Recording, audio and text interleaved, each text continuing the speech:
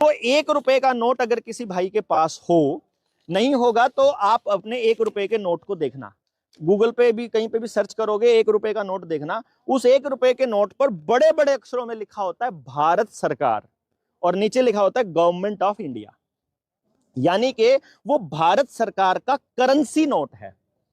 फिर अगर कोई बोले कि क्या ये भी करेंसी नोट है, नहीं, ये भारत सरकार का करेंसी नोट नहीं है, ये रिजर्व बैंक ऑफ इंडिया का बैंक नोट है।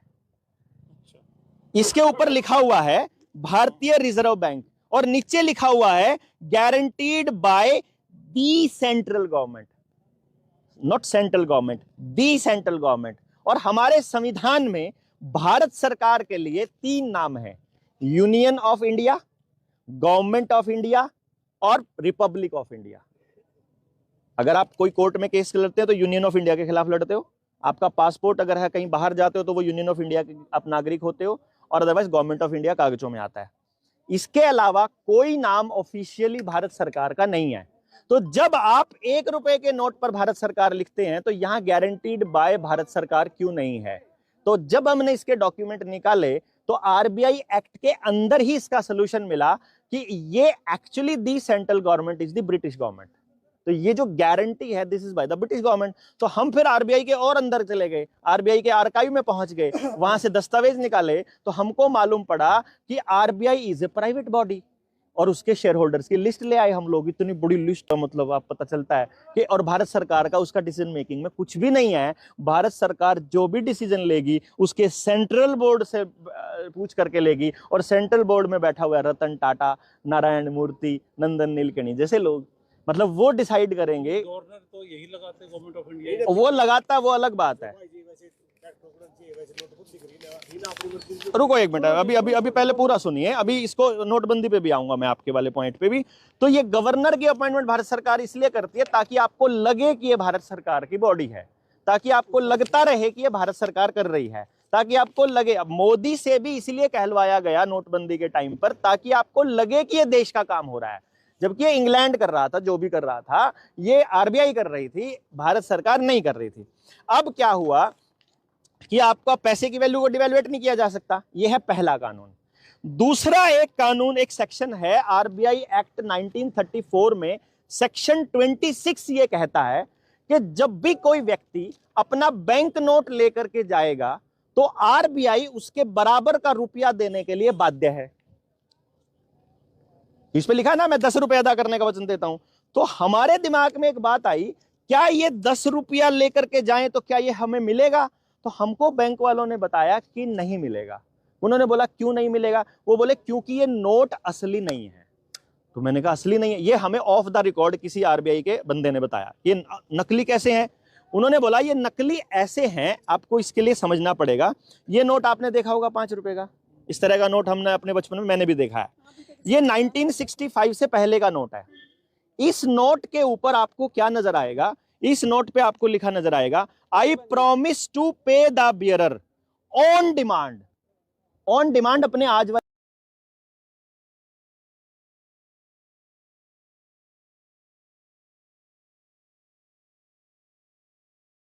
नोट पर नहीं है।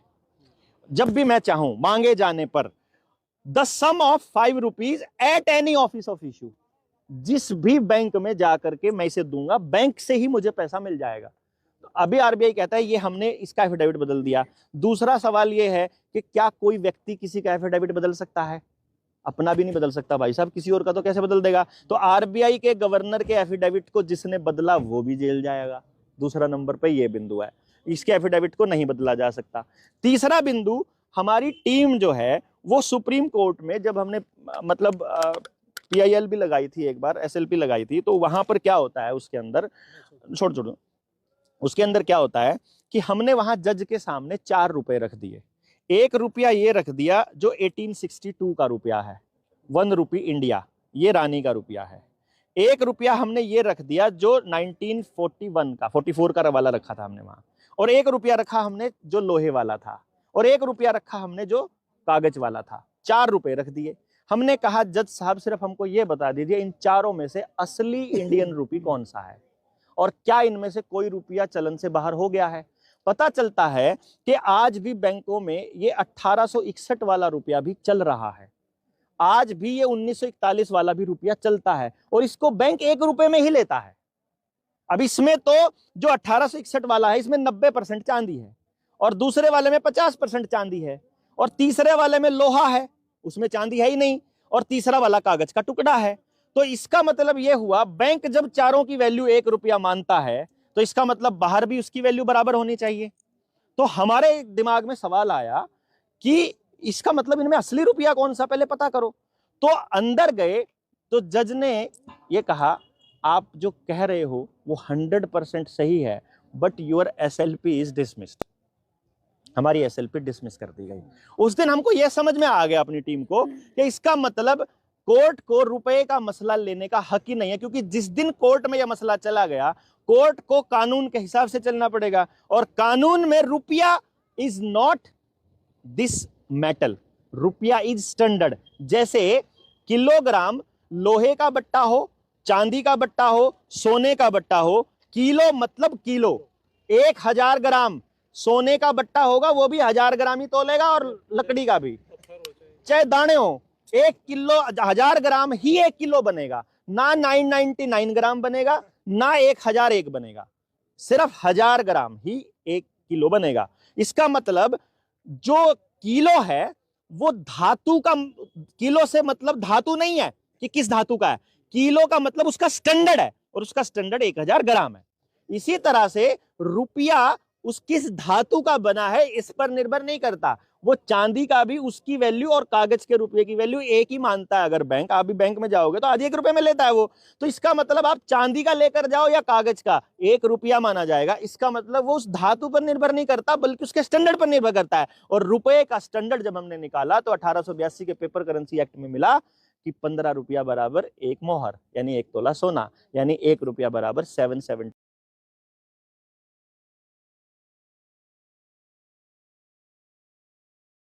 असली में। तो इन्होंने हमारे रुपए की वैल्यू को खत्म कैसे किया, इनडायरेक्टली। इस गेम को समझना है अगर आपको, तो इसके लिए खेल समझ में आएगा आपको। जब सुनार जो है वो आपको हुंडी देते थे, जैसे आड़ती से हम पर्ची लेकर आते थे, सुनार के पास पैसा जमा कराया, उससे पर्ची ले ली, पैसा जमा कराया, पर्ची ले ली। बाद में लोगों ने सोचा यार कौन सुनार के पास हर बार जाएगा, पर्ची में ही आपस में ट्रेड करना स्टार्ट कर दिया। आपने उस पर्ची को ही सोना मानना शुरू कर दिया, क्योंकि आपको मालूम है कि इस पर्ची के बराबर का सोना सुनार के पास रखा है, तो आपने उस पर्ची को ही सोना मानना शुरू कर दिया। इसी तरह से 1934 में जब RBI एक्ट बना, तो उस टाइम पर RBI ने जब ये नोट जारी किए, RBI के नोट में लिखा हुआ था कि आप जब चाहो अपना सोना जाकर के बैंक से ले सकते हो। तो लोगों ने सोचा कि हम जब चाहें ले तो सकते ही हैं, तो इन्होंने इसको ही रुपया मानना शुरू कर दिया। ये रुपए के नोट थे और इन्होंने रुपया मानना शुरू कर दिया। आप अगर अपने पुरखों की थोड़ी सी डिटेल में जाओगे, थोड़ा पहले जाओगे, आपके पिताजी और हम सबके दादाजी जो छोटे उम्र में हैं, उन सबके दादा हमेशा ये कहते थे, मेरे दादा को तो मुझे मालूम है, मेरे दादा मेरी दादी को बोलते थे, दिए एक 10 का नोट, सॉरी के हाथ पर दर्द दूं, दिए एक 100 का नोट। वो कभी भी उन्होंने 100 रुपए नहीं बोला, उन्होंने बोला 100 का नोट, 100 का note, it's a promissory note. तो उनको मालूम था कि ये 100 रुपए नहीं है, 100 रुपए का नोट है, इसके बदले का सोना वहां रखा हुआ। और हमारे पुरखे इस बात को जिक्र किया करते थे कि जितना सोना, नहीं कहा करते वो जितना सोना सरकार दो रहा हुआ उतने छाप सके, उससे फालतू नहीं छाप सकते। सोने की रेशो में वो सोना कितना है वो ये है, वो अमाउंट हम ठालाए। यह जो सोना तोड़ा था, ये मोदी ने कौन तोड़ा था? राहुल की माँ तोड़ के गई थी। हाँ, कड़कतम एक आदमी का, ये सारे एक के हैं। इस टाइम पे जो मोदी की गेल बैठे हैं ना 288 MP, उनमें 144 तो पहले हम यूपीए में थे। ये जगह बैम है कि बीजेपी की सरकार है। नोटबंदी इसने क्यों करी? मैं बताता हूँ इस गेम को। नोटबंदी इसने नहीं करी है, नोटबंदी इससे पहले बहुत हो चुकी है, हमको मालूम नहीं चलता। जैसे 2000 का नोट चुपचाप गायब कर दिया गया, आपको पता भी नहीं चला। वो 10-10 के नोट जिनका मैं 5 रुपए, मैंने अभी बोला इन्होंने गायब कर दिया गया। इससे पहले के 10 रुपए के पहले गायब हुए ना भाई। ये 5 का, ये जो 10 रुपए के नोट है, मैं आपको 10 रुपए का एक नोट दिखाता हूं। कौन सा? हाँ, ये 5 रुपए का नोट तो गायब हो लिया।